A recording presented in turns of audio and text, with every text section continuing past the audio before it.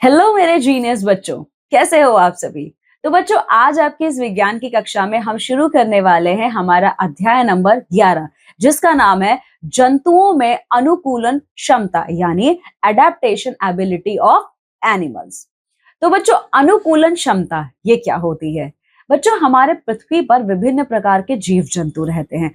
कुछ जीव जंतु पानी के अंदर रहते हैं, तो कुछ जीव जंतु आपके रेगिस्तान जैसे गर्म इलाकों में रहते हैं। तो कुछ जीव जंतु आपके ठंडे प्रदेशों में रहते हैं, जैसे कि पेंगुइन है, सील है, इत्यादि।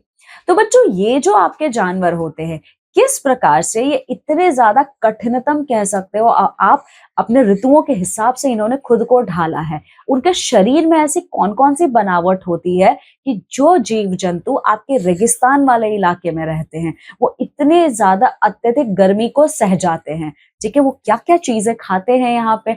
और वहीं दूसरी तरफ अगर आप देखोगे तो जो जानवर, जो जीव जंतु हमारे अत्यधिक बर्फीले इलाकों में रहते हैं, उनके शरीर की बनावट कैसी होती है, किस तरीके से उन्होंने अपने पर्यावरण को क्या किया है, अडॉप्ट किया है। ठीक है, तो यही सारी चीजें आप आज इस कक्षा में पढ़ने वाले हो। ठीक है, तो चलिए आज इस कक्षा को बिना देर किए शुरू करते हैं हमारी एक्सपर्ट के साथ।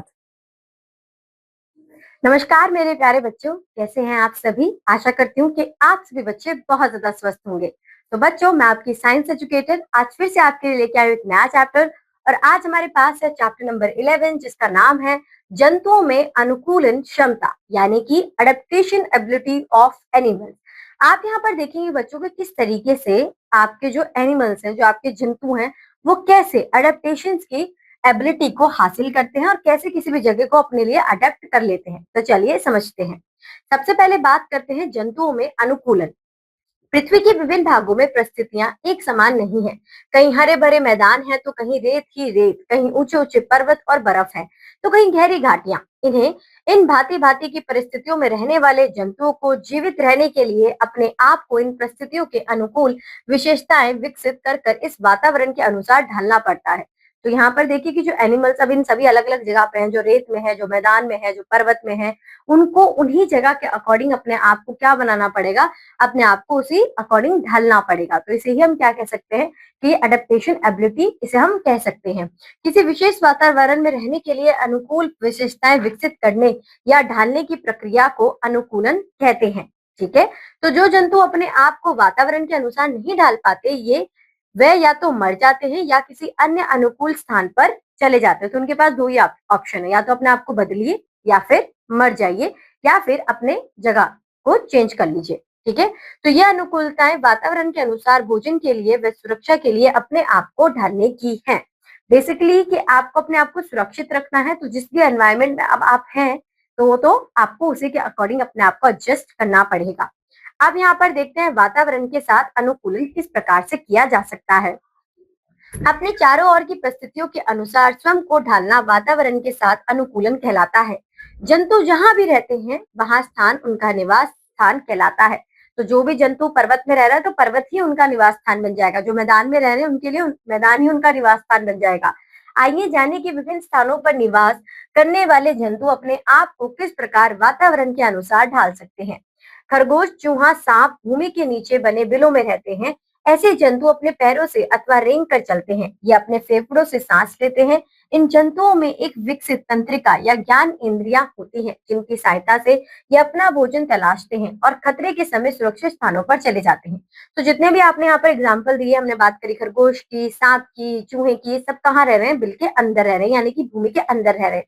अब इनके पास क्या है कि इनके पास अपनी विकसित तंत्रिका है और ज्ञान इंद्रियां हैं, जिसकी हेल्प से ये अपने खाने को आराम से ढूंढ सकते हैं और ये भी जान सकते हैं कि कब कौन कैसा इनका दुश्मन इनके पास आ रहा है, तो अपने आप का बचाव भी कर सकते हैं।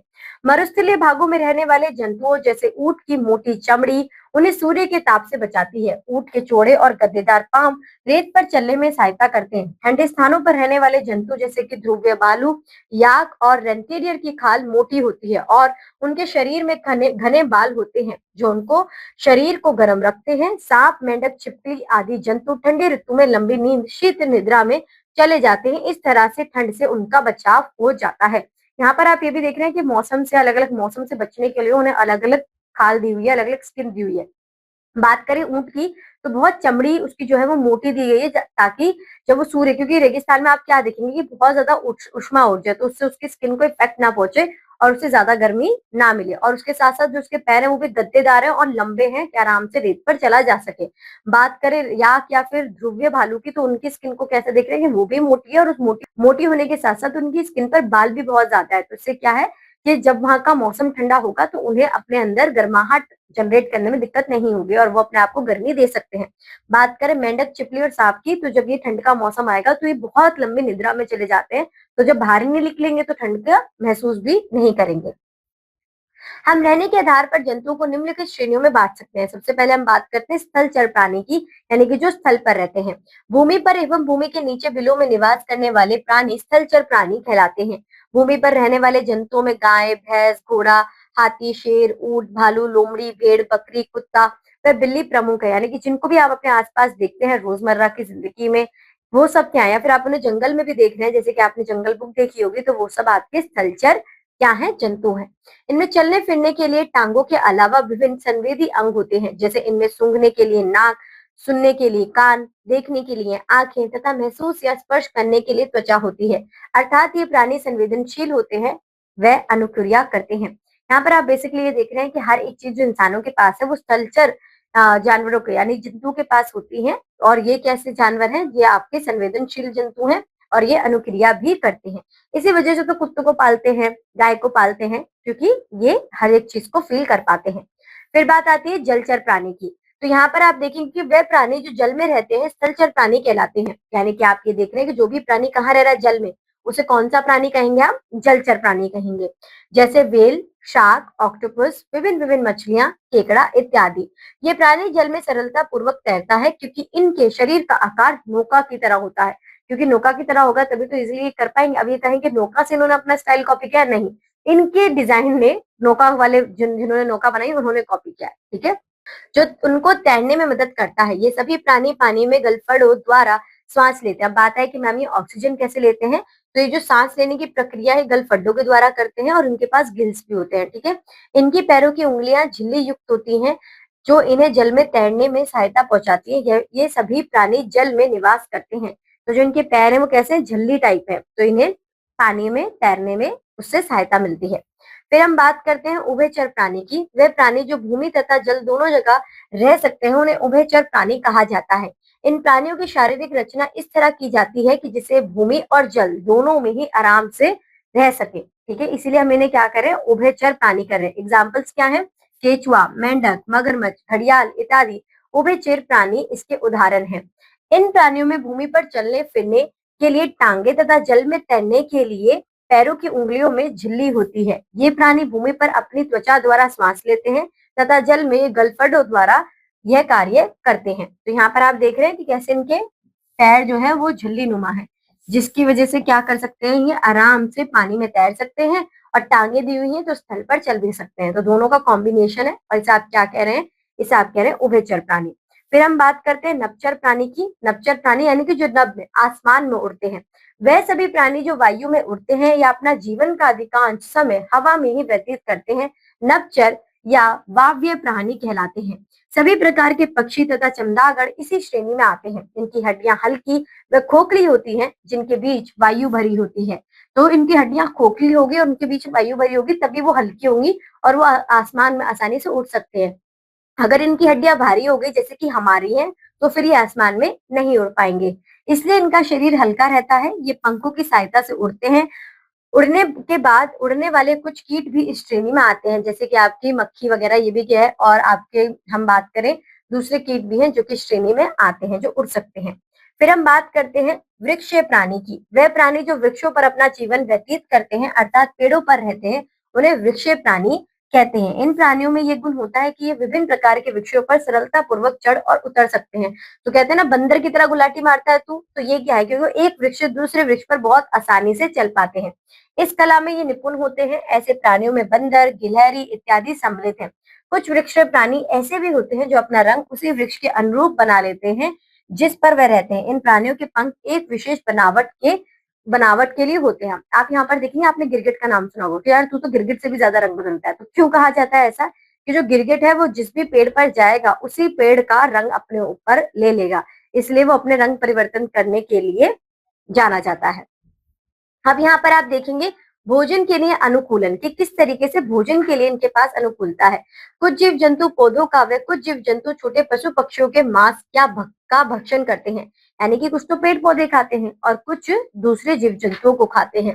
भोजन की प्राप्ति के लिए विभिन्न जंतु अपने में कुछ विशेषताएं विकसित कर लेते हैं। जंतुओं को भोजन के आधार पर निम्नलिखित 4 श्रेणियों में बांटा जाता है। सबसे पहले आपके पास आते हैं शाकाहारी जंतु। यहाँ पर आप ये देखेंगे कि वो प्राणी जो सिर्फ पेड़ पौधों को खाते हैं उन्हें शाकाहारी जंतु कहते हैं। एग्जाम्पल्स की बात करें, गाय, भैंस, घोड़ा, बकरी, जिराफ, जेब्रा आदि, ये सब क्या हैं? ये आपके शाकाहारी जंतु हैं। फिर यहाँ पर हम देखते हैं कि घास और पत्तियां खाने के लिए इनके काटने के तेज दांत और पीसने चबाने के मजबूत दांत होते हैं, तो आराम से उसको पीस सके। फिर जिराफ की लंबी गर्दन होती है जो वृक्ष से पत्तियों को, फ्रूट्स वगैरह को आसानी से तोड़ सके। ऊंची शाखाओं से पत्तियां तोड़कर खाने में उनसे सहायता मिलती है। ठीक है, ये थे आपके शाकाहारी जंतु। फिर हम बात करते हैं मांसाहारी जंतु की, तो वो जंतु जो दूसरे जानवरों का मांस खाते हैं वो कहलाते हैं मांसाहारी जंतु। एग्जाम्पल्स की बात करें तो आपका शेर, बाघ, चीता, ऊदबिलाव, भेड़िया और गीदड़ आदि इन सब में आते हैं।